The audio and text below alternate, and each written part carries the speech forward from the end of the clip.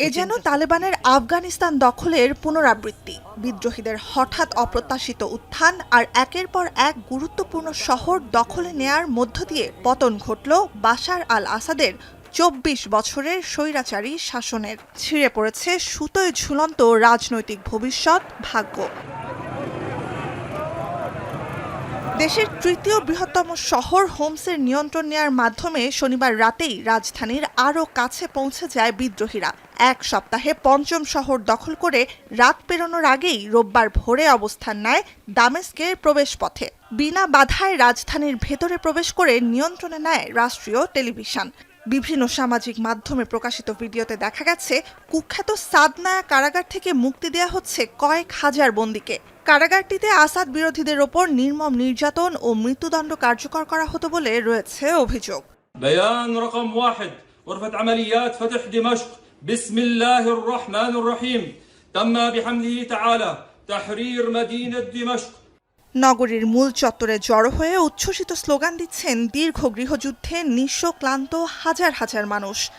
অন্যদিকে প্রায় ২,০০০ সেনা পালিয়ে সিরিয়ার সীমান্ত পার হয়ে প্রতিবেশী ইরাকের আল কাইম শহরে আশ্রয় চেয়েছে বলে নিশ্চিত করেছে সেখানকার প্রশাসন। আসাদপন্থীদের ওপর চড়াও হওয়ার বদলে সামাজিক ঐক্যের আহ্বান জানিয়েছে বিদ্রোহীরা। نعيش في اللحظات الأخيرة لتحرير مدينة حمص بإذن الله تعالى.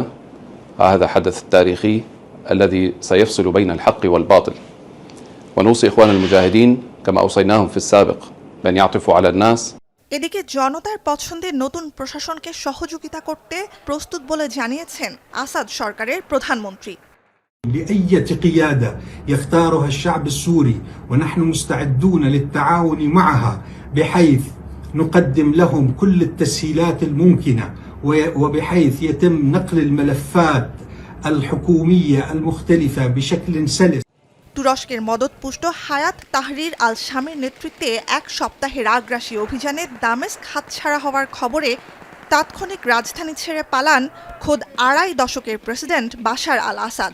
বিবিসি সহ বিভিন্ন আন্তর্জাতিক সংবাদ মাধ্যমের খবর, অজ্ঞাত গন্তব্যের উদ্দেশ্যে বিমানে চড়ে দামেস্ক ছেড়েছেন তিনি।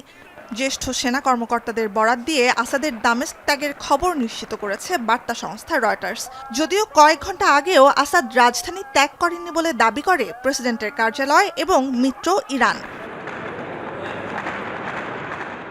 ফ্লাইট রাডার ওয়েবসাইটের তথ্য, বিদ্রোহীদের রাজধানী দখলের খবর আসতে শুরু করার পর রোববারই আসাদকে নিয়ে দামেস্ক বিমানবন্দর ত্যাগ করে একটি সিরীয় বিমান। আসাদের শক্ত ঘাঁটি বিবেচিত সিরিয়ার উপকূলীয় অঞ্চলের দিকে যাত্রা শুরু করলেও কিছুক্ষণ পরেই ইউটার্ন নিয়ে যেতে থাকে বিপরীত দিকে। এর কয়েক মিনিট পর রাডার থেকে গায়েব হয়ে যায় বিমানটি। বিমানে আসাদি ছিলেন কি না সে তথ্যের সত্যতা নিশ্চিত করা যায়নি। তবে দীর্ঘ একনায়কতন্ত্রের অবসান ঘটেছে বলে সেনা কর্মকর্তাদের এরই মধ্যে অবহিত করেছে সিরীয় সেনাবাহিনী।